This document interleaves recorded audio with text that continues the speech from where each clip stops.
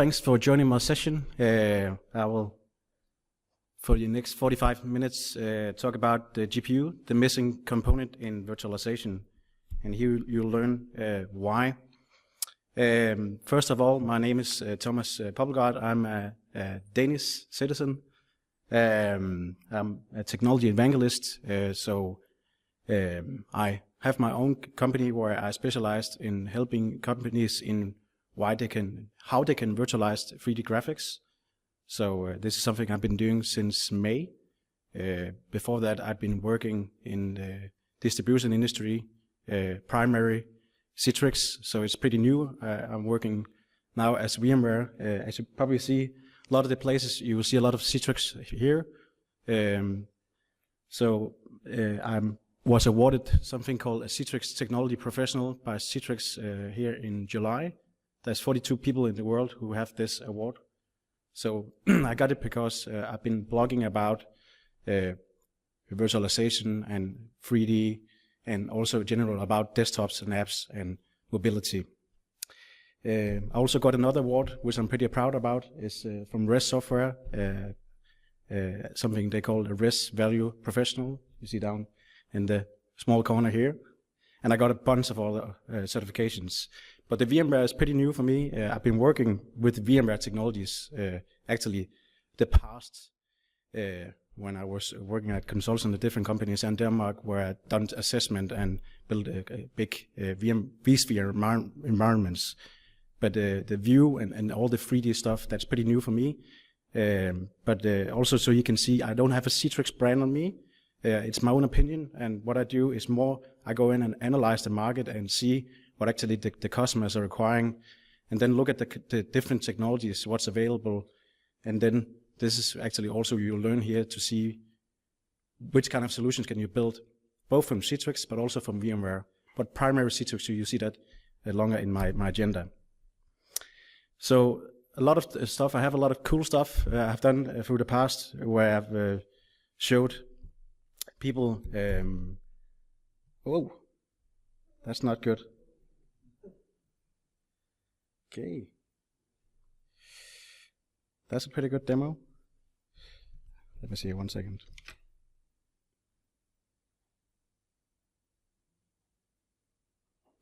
Oh my God, I got a crash.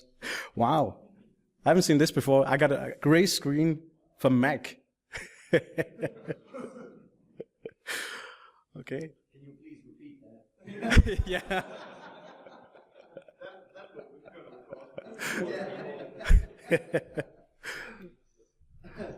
Wow. Okay. This is the best session ever. This is pretty cool. Okay, I haven't seen this before actually. So, well, the demo guards are with me. Sometimes it works, sometimes it doesn't. So actually, what I do is I travel a lot around the world where I talk about this subject here, and sometimes I actually connect up to live environments, and then sometimes it works, sometimes it crashes. Just because Murphy, he likes me. Let me see here.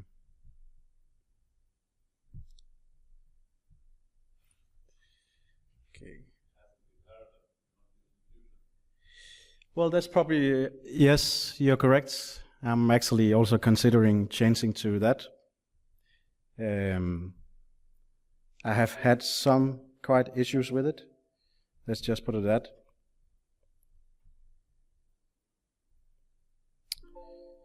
Oh, all these nice pop-ups. Okay, let's move a bit ahead. So what you learn from this session is, first of all, I'll give you a good overview of what's possible out there for how you can virtualize 3D graphics with the technologies from Citrix and VMware. Which kind of, what is typical, the business drivers that people, why they want to virtualize these kind of graphics. So who are typical, the companies out there. So I'll also talk more about trends, what's happening.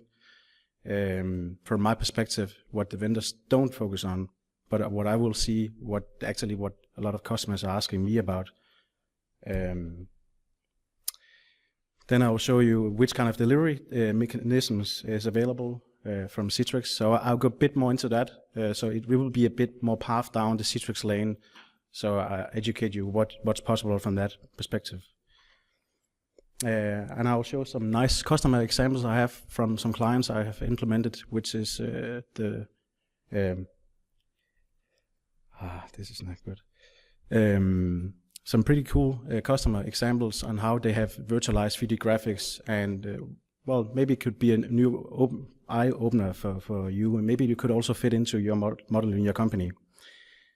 I got a lot of demos, which is recorded because I want to be safe and I want to show you so you actually can see the performance. But again, I can't warn if there comes a crash on a gray screen because I just tried that. I got a nice comparison I've done with where I show a VDI workload compared to a shared desktop. A shared desktop is a terminal server environment where you're sharing the resources. So here I will show you actually how it actually looks, the performance from the user's point of view. And of course, also the last is the NVIDIA Grid, which is the big new buzz NVIDIA has been investing a lot of time in here in 2013. So how many here in the audience have heard about NVIDIA Grid? Okay, they're doing a pretty good job. And how many know about Citrix? Okay. Well, okay, good.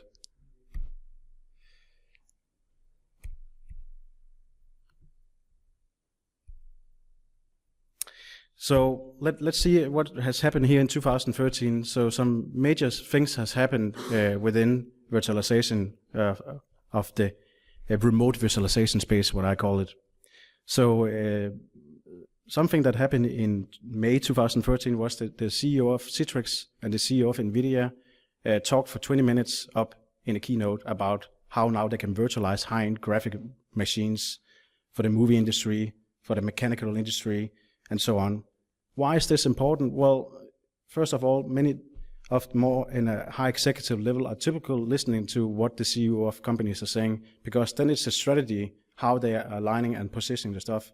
And to be honest, I think 20 minutes is quite a long time for a keynote where it was only one vendor who was up speaking with this virtualization company here, with Citrix. So it's pretty new that NVIDIA, that they're saying, yes, we want to do this. And this is also why a lot of you people have been seeing NVIDIA Grid has been positioning. So they are investing heavily in this. So in October 2013, what we saw more was actually also VMware down at VMworld, that they are also positioning together with NVIDIA. And actually they got the best award from a client case where they have virtualized some high-end graphical workstations. So NVIDIA, they got the best, I think the best case award. I can't remember. If anybody knows about this, but they're pretty excited about this award. They got that from VMworld. So some of the new stuff that has been introduced at VMworld was that VGPU is now supported in vSphere 5.1 and 5.5. So if you had actually 5.1, it was not supported until here in October because the release of View 5.3. So View 5.3 actually now supports VGPU, and it means it works now with all versions of OpenGL and OpenGL, and also WebGL. Because there is also another technology which is called VSGA. So I think this is the first time actually where I'm seeing VMware now are embracing end user consumer market for this kind of industry. So also I can tell you, if you haven't known about this, so VMware has actually hired one guy now for positioning only 3D graphical. So I think also this is a pretty strong message that we are seeing VMware. They have hired people on executive level, and they are positioning this from a strategy aspect. So there's one guy who's doing this, and of course you see in the strategy. So maybe we will see even more within this space that VMware is actually, they are a part of this game. They haven't been doing so much. They have been showing some technologies if we go back the last 2 years, but now we're really seeing that, yes, we can virtualize 3D graphical applications. Another thing which I think is very important telling you here, the audience, is that I got officially an answer from VMware that yes, we are now supporting Citrix customers if they have a XenDesktop environment or they have XenApp with VGGA. So it means if you're then configuring a VGGA environment, a VGGA is a virtual machine that gets a GPU directly with GPU pass-through. Just if you haven't heard about VGGA. So if you want to take this GPU and assign it to a virtual machine, before actually you couldn't get support. So if there was a machine either that crashed or you want to support more corporate-wise and you created a ticket at VMware, well, then it was not a supported thing. So now it actually, if you got some stuff that doesn't work, well, it will be then taken seriously and they will be getting support. Any people here from VMware amongst the audience? And can you confirm this? Yes and no. Okay, so I know it's not available on the web page, right? I haven't seen the statement, so I guess it's the microphone. Yes, actually it was Aaron Blasius. He's the product line manager of vSphere, and he's the guy responsible of this. And also it means VSGA is supporting also now AMD GPUs. So that's the SVGA is software where you're actually sharing the GPU, using some GPU, using some CPU, and then you're assigning that to a machine, and then you can run applications that require certain versions of OpenGL or DirectX, but there's a limitation in that. Important, VGGA is only supported with NVIDIA GPUs, not with AMD yet. So I've done a head-by-head comparison with the GPU milestones, what's happening in the past, because I think it's very important also telling this is not something that's new. It's been out there for quite a long time, and I've been positioning the guy up in the high level with Citrix, but I also want to tell now the VMware, and this is something I'm missing a bit, but I try to give you an overview actually how long time VMware has also been doing this. So if you take the Citrix, actually the company Boeing, when they were about to do the project Dreamliner and build that, they had designers in different branch offices in US.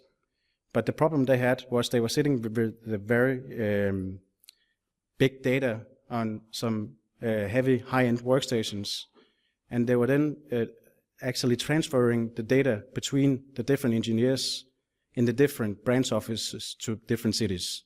So what it meant actually it took a long time for them to go in and work on the RD and well, get people to work together. So they asked, could you please build a technology where you could work remotely from where you virtualized the machine power, and then we just connect up to a cloud compute, and then we work from machines from one point and we work with the data real time. So this is some of the advantages of remote virtualization, that you're centralizing the high-end workstations where you're centralizing together with the data, because data is increasing a lot, and this is a good example. So NVIDIA, they developed some of the technology, and Citrix, they developed, they had a protocol and combined it into one.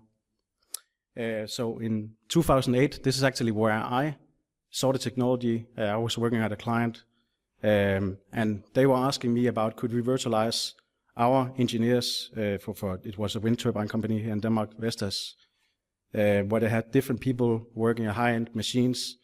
Could we do this smarter? And at that time, this was actually where I got introduced by Citrix before it was generally available. And I saw the potential of it. And this is actually why I've been talking about this technology for the past 5 years. and nobody has been listening to me. Well, some have, because I have actually implemented a lot of these solutions and helped the market make some of these technologies better, and also helping actually saying to vendors, please fix this and this, because clients wants to do this, but your technology cannot do this. Maybe there's a bug in it and so on. Anyways, that's why I showed before that we saw now the CEO of Citrix and also the VMware, they are taking this and they are aligning it with their strategy. So it's not just me who are talking about this specific topic. So the XenDesktop, it was available in 2009 with decompression codec, so it means you could work on WAN lines with up to 220 milliseconds. So there are clients, this is not something I'm just selling, there are clients who are working actually with the old version of XenDesktop 4, which it was at that time, where they're working to US and Brazil and Europe and China, where they're then centralizing all the high-end workstations and then connecting directly into the data and getting that real time. The problem with this solution was it was a one-to-one, and VMware actually got this solution with the Teradicci because they embraced the Teradicci technology. So it was a physical machine with a GPU. It's a one-to-one scenario. So just like actually the Citrix, but they're actually doing it before. Again, the problem with the Citrix was it was a one-to-one. So people that said, can we please try to reduce the cost? And that's why the hypervisor was, Citrix, they said we were the first hypervisor, but if you look a bit, actually at the graphics here I got here, you're actually seeing that, yes, they were officially supporting the first hypervisor supporting GPU pass-through, but VMware actually already doing in 2009.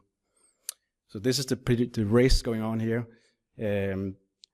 And in 2000, so what it means with GPU pass-through, it means instead of having one machine with one GPU, then you could put in a bunch of GPUs in one machine. Each virtual machine gets its own GPU, and then you're reducing the cost. Yeah. With the VGPU, which versus direct graphic acceleration of vSphere and using XenDesktop at the top, can you still use the features of vMotion and DS in vSphere? No, it's not supported with the VGA. No. It's not supported neither with View. Yeah, so it's actually because of the GPU pass-through, so you cannot you cannot you said move the machines right. That's what you want to do, real time. No, that's not supported yet. And it's the same on the XenServer. So if you look at the competitive, the XenServer, you cannot do that neither. So they have the same problem there because they are taking the PCI Express and then, as it is currently, that they are attaching it directly to the machine. Well, to be honest, I know how you do it, all the machines with the command down in the machine. So you could actually code some software where maybe then you could actually enable all this stuff. So if you want to create a third-party company supporting this, I think that could be possible. Joel, I don't know if you have any input to this, but it should actually be possible by scripting it. Very hard to Yeah. Okay. So actually in 2009, VMware, with the general availability of PCI pass-through, works actually with GPU pass-through, which we later in 2012 was VGA, or now in 2013, yes, VMware is supporting VGA or GPU pass-through, as we call it. So there's a lot of terminology, and it's a bit confusing here. My perspective here actually give a better understanding what the different terms are. So Citrix, they have kept on optimizing. So in 2012, what they did here was they actually went in and optimized the entire code. So they increased the frames with 50%. So they went from 30 frames per second to 60 frames per second. And they also reduced the bandwidth. So the bandwidth minimum requirements was 2.5 megabits to 1.5 megabit per user. And the same thing actually, if we look at a bit of what VMware is doing, they actually also decreased the bandwidth with View 5.1 with PCI IP. They reduced it with 40%, and they keep on with each version of View that's coming. They are optimizing the PCI IP, but there was a big decreasement with the bandwidth reduction. New thing, what happened in 2013 from Citrix was as XenApp, you could actually take OpenGL applications and share it between sessions. So you could have multiple people connecting to a XenApp, either bare metal unit with a GPU, and then share applications on this with the OpenGL. You have actually, since the past 3 years, you've been capable of sharing DirectX applications. This is a feature from Microsoft. Last thing, which is also important for me just telling, is that with VMware, you can actually also use HTML5 clients. They have a H.264 codec, which is not documented any place. So you should actually be able to run these 3D VDIs from HTML5 in Vue.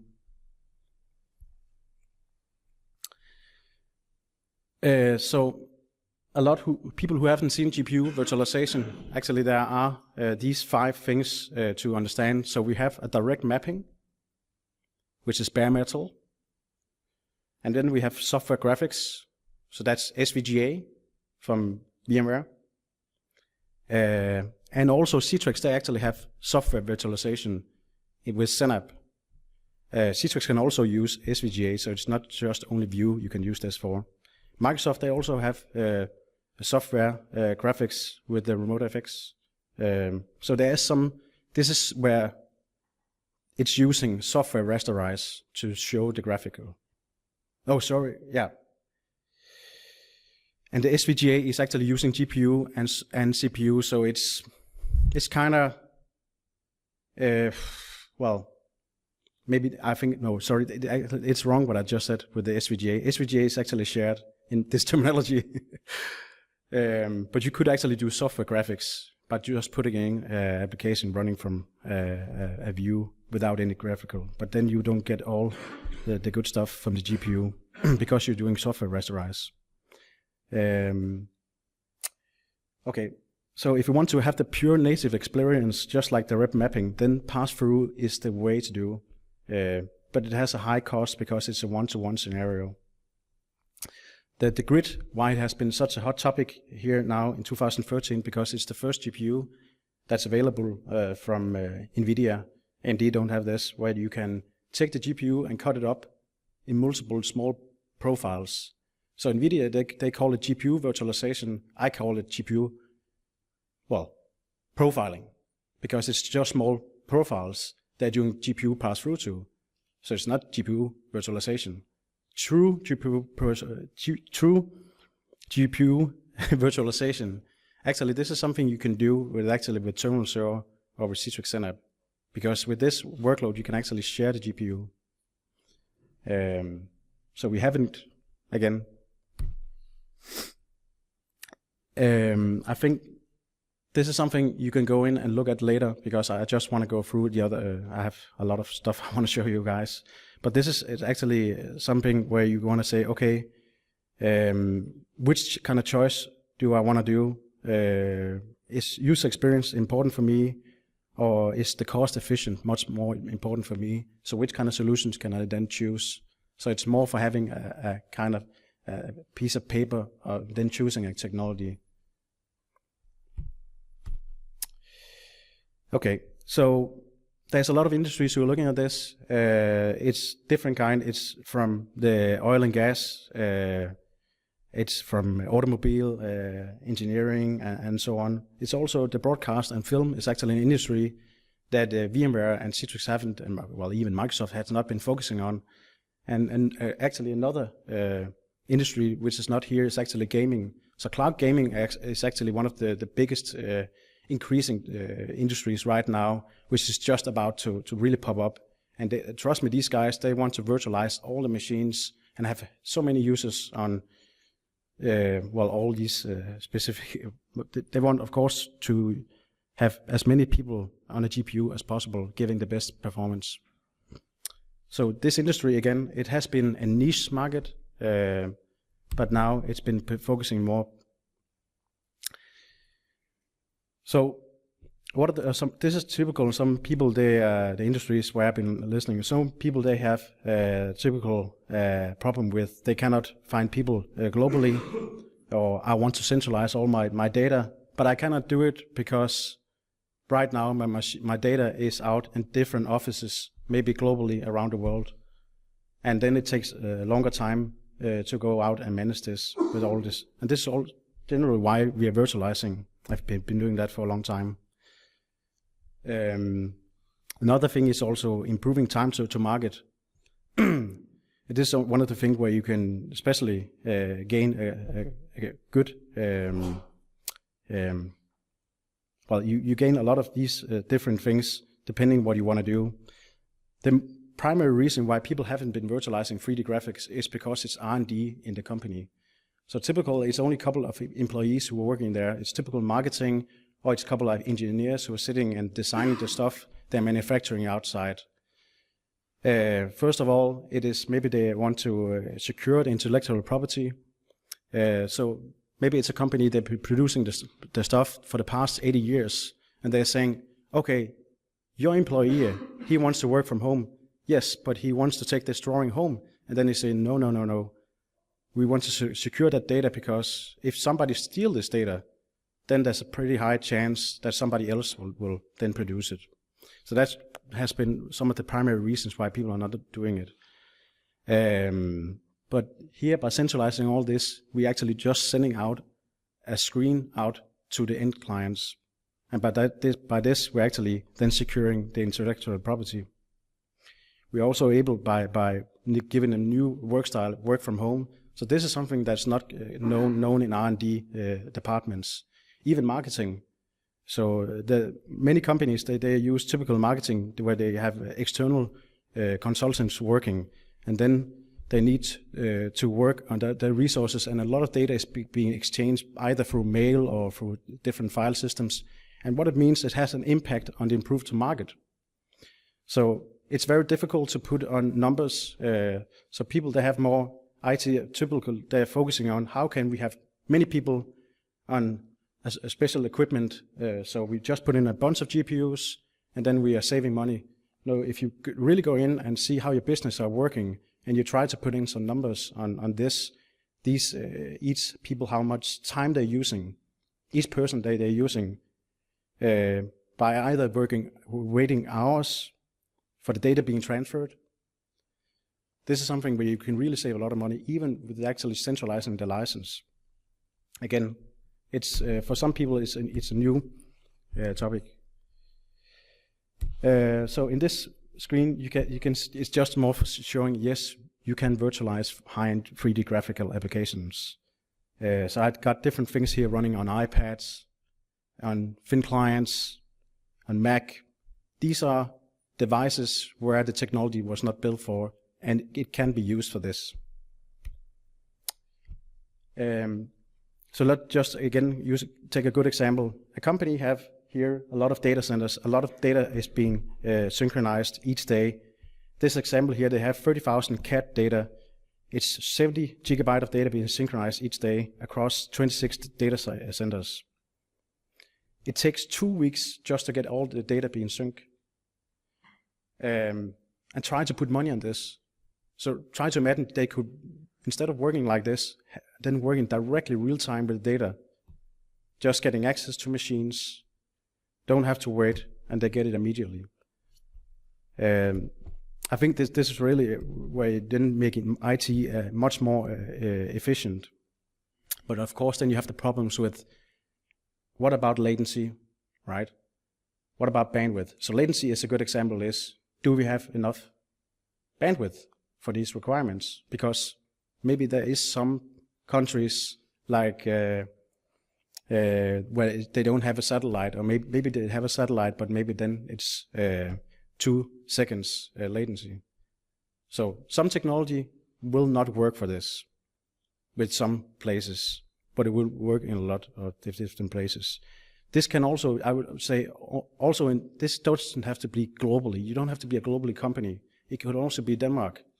So I work with small clients where they're actually saying, we have an office in Copenhagen and Aarhus, but the problem is people are exchanging data. And again, this is what also the CTO of VMware is talking about. All the data is increasing and increasing. And this is something we have to understand, that this will even be the bigger problem with these guys. So if we could remove that, centralize that, work real time, then we are really improving people working much more efficient. Okay. So what Citrix they have to offer, again, I just want to focus a bit more on that. They have the sensor where you can do a GPU pass-through, and you can also, of course, use VMware, vSphere. XenDesktop is that technology where you can either access a dedicated physical machine or a dedicated virtual or shared machine. XenApp is the technology where you are communicating you're taking multiple people sharing one physical or virtual server. The benefits of this is that the first application or user actually that is getting initialized, it gets loaded into memory, CPU, even GPU. The second one, they go in and launch it, don't have to wait. So then he just immediately, and then that's the benefit of typical why people are using terminal server environments. So even if you just put in a physical machine or a virtual machine, a SSD with a VDI, you will not get the same performance because things are already loaded into memory and CPU and GPU. The last technology is a technology that many people don't talk so much about. Remote PC is actually where you take your existing machines. So for some companies where they actually say, oh, this sounds like a good technology we want to do, but we don't have a budget for it. We have all these high-end workstations. So how can we start working? Well, you can actually install a small piece of software component on it, and then you already can then work centralized. So the remote piece is actually just a piece of software client for that. So what is different? How do we differentiate with the VMware? Well, the XenServer is actually supporting the VGPU technology that NVIDIA has, where you can actually share the GPU in different small profiles. And I just want to go back to that a bit. I have to make sure I have enough time. So here I've taken 3 companies here that I've been working with. One of them, RaySearch Lab, is a company they are producing software for cancer treatment. So they are the leaders in cancer treatment software. Yeah, it's a pretty advanced software for that. So what they had, let me see here, sorry. So how are they using this? They have been virtualizing their high-end graphical machines for the past 2 years. So what they are doing is, before a doctor, he had multiple machines on his desk. And when he had a client going into the office, then he sit with some scanners where he is then having the scanners, of course, scanning the patient. The data is coming down to the machines, and then he go in and interact which areas he want to do the cancer treatment. So it is crucial what he's doing. So people are saying, oh my God, they're virtualizing that. So because he's working with people's life. But what he gained out of this was that they don't have all these machines that are, first of all, they're generating a lot of heat. And it's also a bad environment actually having a bunch of machines. Machines are getting more and more powerful, but they're also generating a lot of heat. That's a problem. Then you also have the problem with the securing the data and so on. Here, they're actually just having a thin client, a screen, and they go in and work immediately. He can also go into another room and then just get the data immediately. So this is some of the advances that they have been doing. So this company is actually developing the software, and then they're selling it out to clinics. So they have a piece of hardware unit with 4 GPUs in it today. So they can create 4 virtual machines where they connect to it from a thin client and get it up. They are also having the problem with the data is becoming massive because they are right now about to work with 4D scanners. And 4K screens are about to come. So there's a lot of the data is about to increase hugely and heavily. And actually with this, they don't have to think about, all the data on each different physical machines. Everything is virtualized, centralized. Vestas, they've been using the technology since 2008, where they have, a lot of users connecting from different offices around the world. So they get a machine where they want to use it either from rendering or for just doing some stuff, and then they work on also the physical machine. So they're using for different purposes. They made an analysis here where they actually saved cost per running hour by 30% from a traditional workstation. And this is with the one-to-one scenario. This is not with virtualization at all.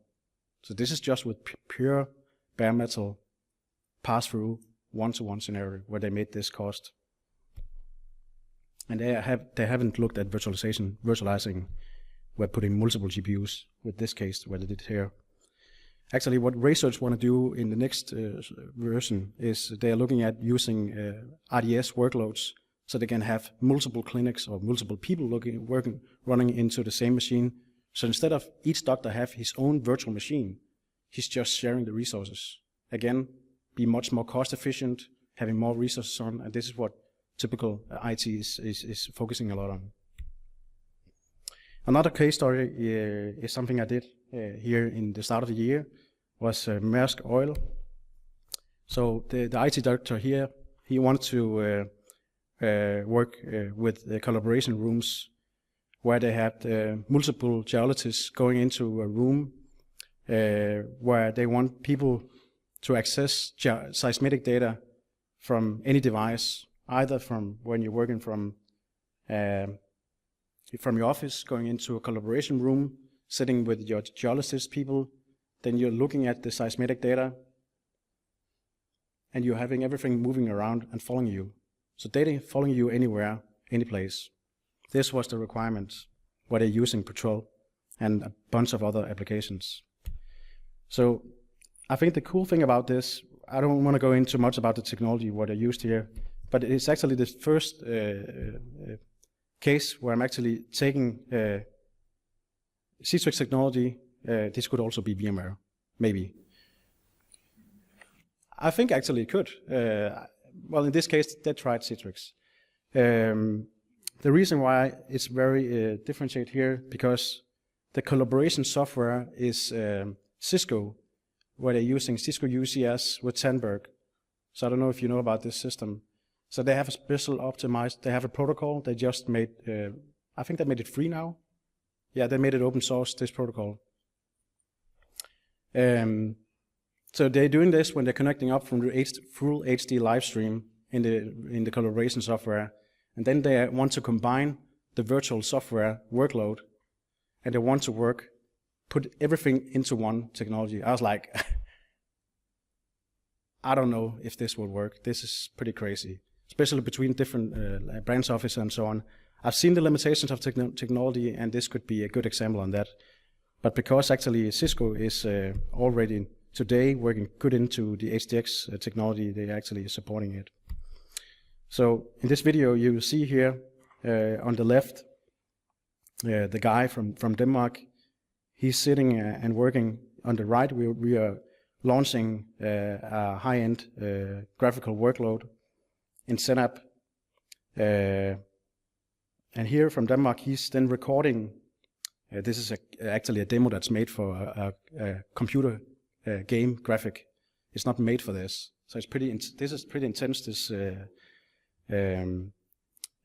workload we're running here. But we're recording with the phone, and you can actually see it running with the latency is about 200 and 220 milliseconds. So there's so many things happening right now. This is not Citrix, or actually this is this is Cisco UCS with Sandberg, then running into HDX. So multiple levels here, multiple virtualization levels. I think it's pretty crazy what's happening here. But actually, this is something you can use for true collaboration. Another example is where we are taking the graphical and putting up with 4 screens, and with special software, we are then sharing it up there from a thin client.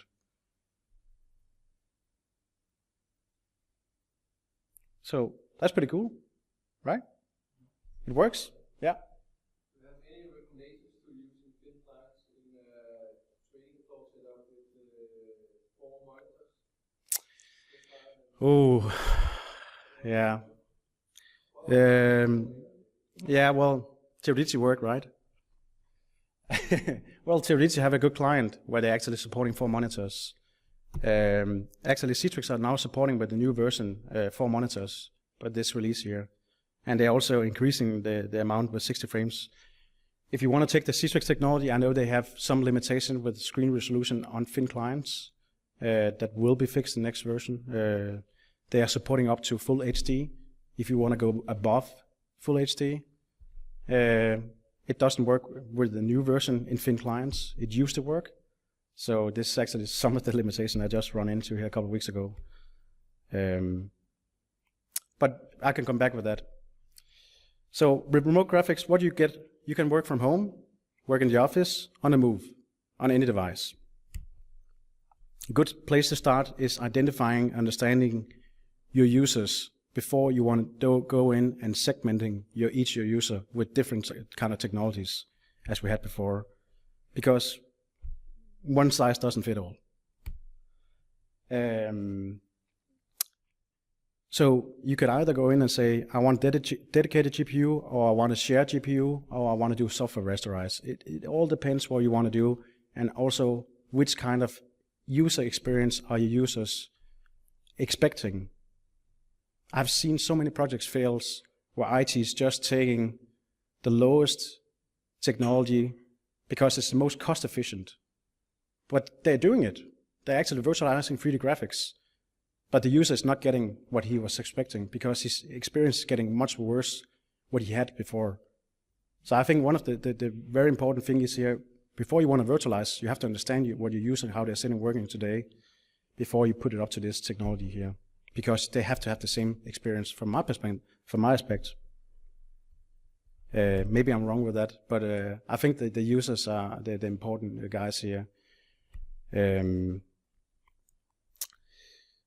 Again, let's look a bit at what Citrix they have with the 2 technologies. So they have,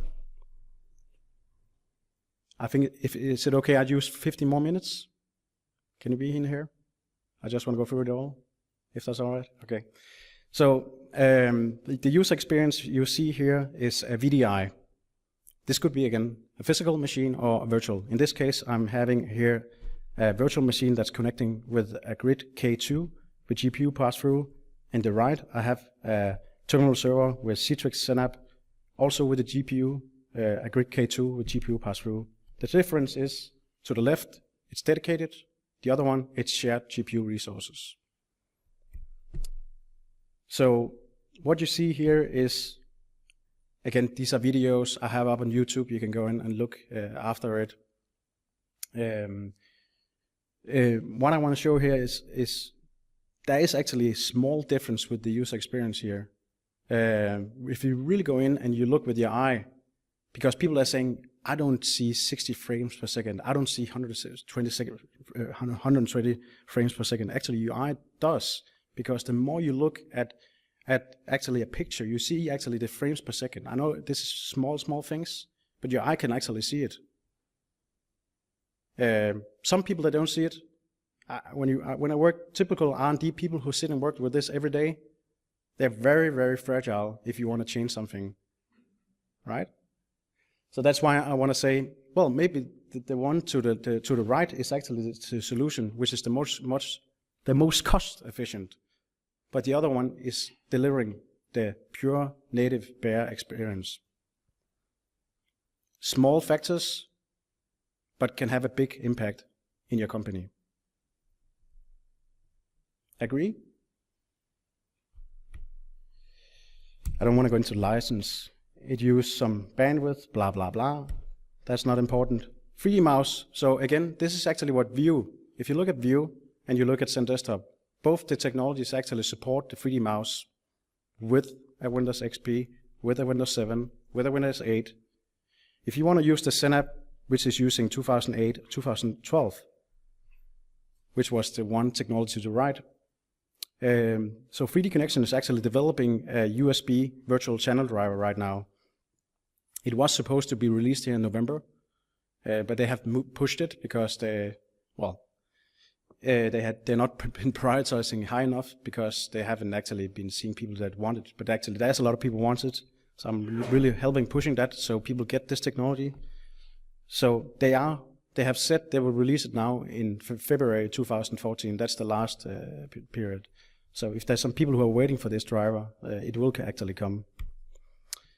Client option. Here you see there's actually some things that happen where they have optimized the experience over the years with the XenDesktop.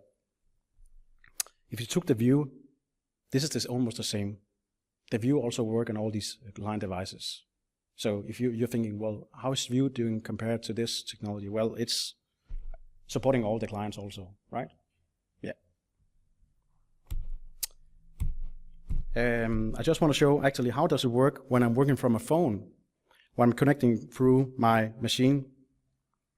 So here I'm running, it's a new application Autodesk have created here in 2013 that's made for the, well, it's made primarily for, you can use it for car industry or airplane industry or something where you want to create this air tunnel. So as you can see, you can actually launch it from a phone, connect it over to an iPad, where you actually, what I want to show here, you can actually interact with the stuff, with the fingers. So it is very sensitive, which is pretty amazing. So it's a technology that can be used. This is real time. And I think this is the amazing part. People could go in to a meeting, take on the virtual machine, bring up the data. So how many companies are working today is that they have this application running on a high-end machine. They convert the data to a viewer from an iPad, where they then connect to the data. Why not work real time with this kind of technology? Or with the other one? It doesn't matter. It's more about virtualizing 3D graphics and desktops. So this is something we can do. The last thing I'm showing here is actually how, well, you can connect from a Mac.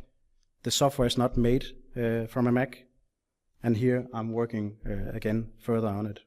And you can see I can turn it around and so on. So the important things, the grid cards, that's probably a lot of people also want to hear about. How do you size it and how do you do you put it into maybe my specific need?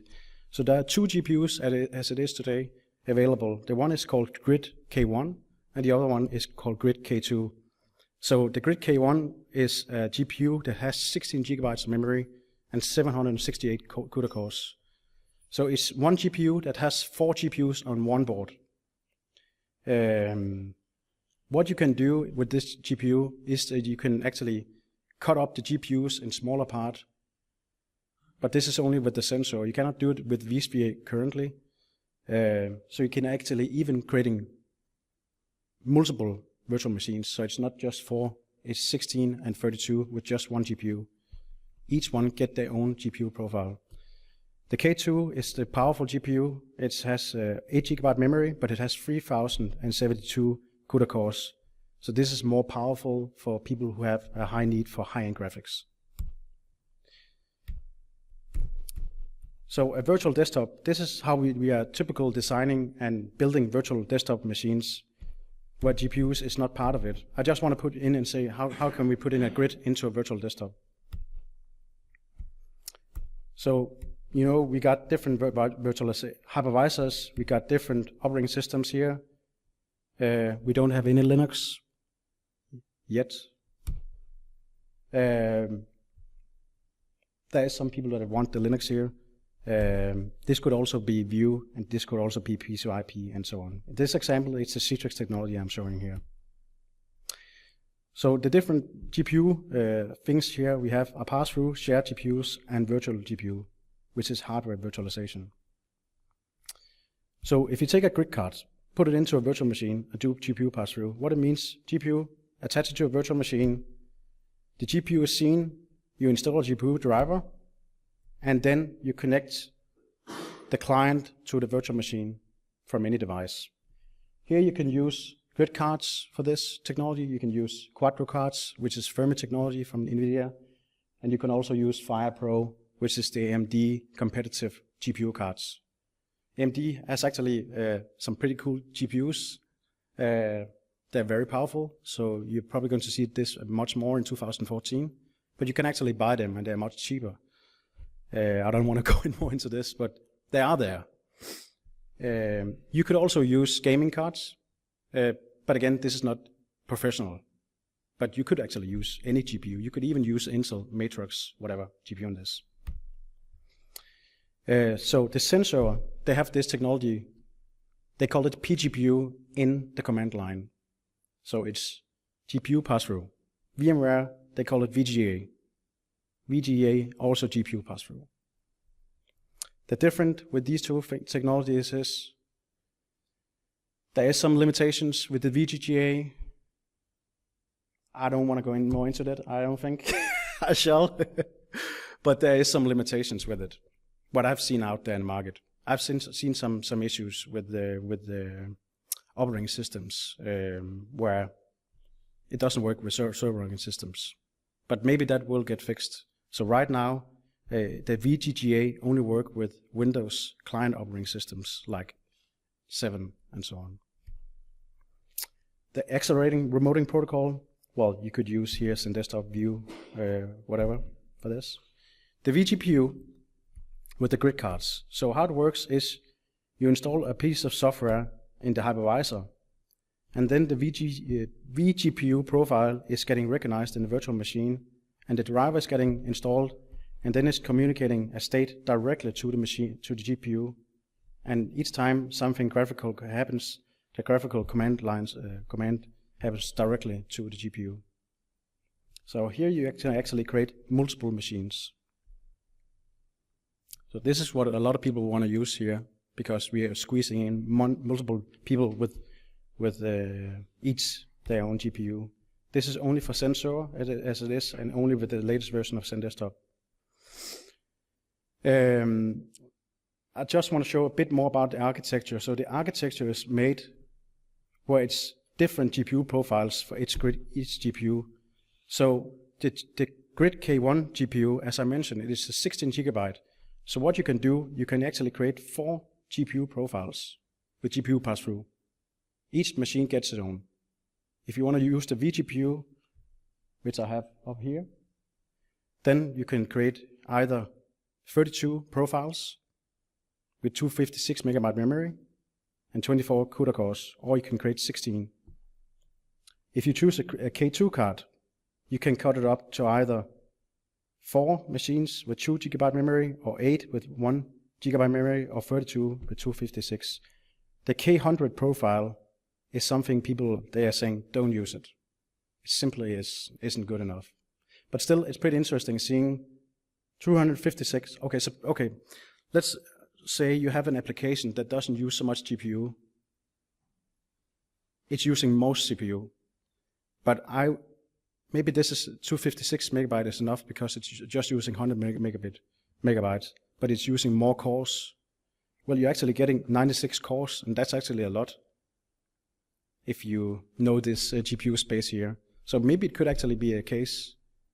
But then you want to have 32 machines, and they also have to cut up the CPU. So how many CPUs can you put into a physical machine, and then cut it up to these 32 machines, right? So maybe you come into the problem with the limitation there. But you can actually build some pretty cool solutions. So again, understand the application. Does it use GPU memory or GPU power? So normally I go down to the K1 line if I want GPU memory. If I'm more into GPU power, I go down to the K2 line. So how does it actually look, the vGPU from a XenServer? So the new technology that's out there in the technical preview, this is the new stuff they have put it into the studio, where you then connect to each virtual machine. So you can say, this VDI group, I want this GPU profile, create 10 machines. Of course, I have to have the GPUs also for it, but then it creates it. Everything is built in. So this is for giving you an example of this is how it's going to look. And then you can actually also use actually snapshot technology for this.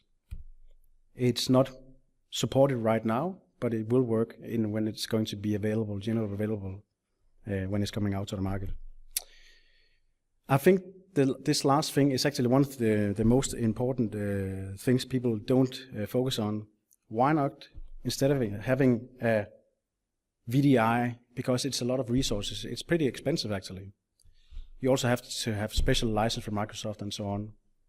But maybe your application is running better supported and so on. Why not take a bare metal system where you are taking terminal server environment and putting in a GPU and then share the stuff which I talked about earlier about. That was the tier 2 we saw the video with.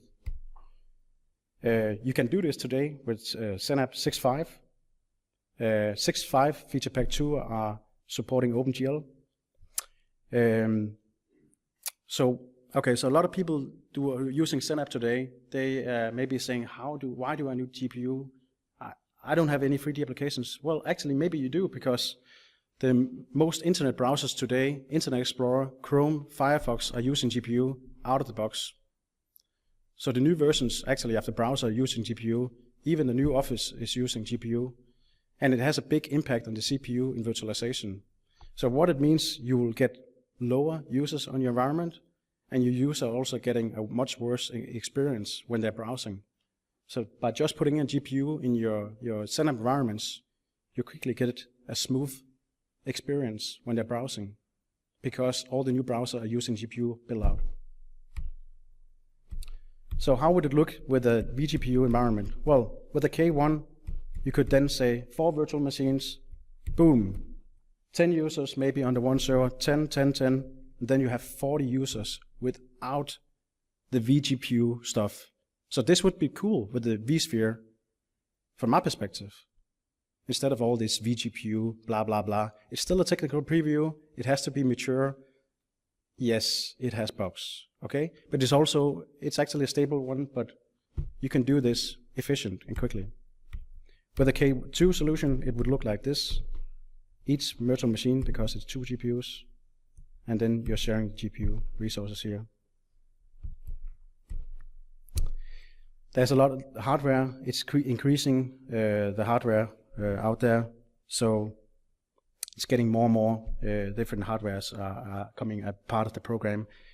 So Citrix, they have this HDL list of certified grid, and actually VMware also have, they have right now created a HDL for VGGA, that you will see much more GPUs coming and much more servers coming onto this. So this is something that you will see probably here in the start of 2014. A good thing to understand before you want to virtualize your 3D applications are, first of all, your software. Can I virtualize my application? Is it supported? What about when you're centralizing all your CAD applications maybe to one country? Am I allowed? Yes, you could save a lot of money on this, but are you allowed from your vendor? And also there's all the requirements for understanding security, storage, and so on. But especially the license is something I'm seeing a lot where you really, really have to do this. Many people, they intend to virtualize 3D applications, and that it works out of the box in most cases. But when you got a problem and you're calling the people, they're calling and saying, I got a problem here with my application. Oh, what are you running? Oh, I'm running View. What is that? That's a virtualized desktop. We're not supporting virtualized desktop. We are supporting a physical machine. So what you could do, you could create a physical machine that you had with your software, and then you are supporting it, right? So that could be a way of doing it. Again, Microsoft, they have a tool called Process Explorer. I'm about to finish. So here you can actually take the application, and then you can run it and do all your stuff, and then you can start analyzing. So there's actually no software available for assessment yet. There is one company who is actually doing some stuff over in the US where they want to do an assessment, but they only can go in and say, does the application use DirectX or OpenGL? They cannot go in and look at the network requirements and how much GPU power or GPU memory is it using. Microsoft Process Explorer can actually give you an overview of how much it's using in general. So it's pretty good for using this one. I'm sorry it took pretty much more longer time. It was a lot of information. If you have questions again, then go ahead and come up and ask me. Okay? That's it.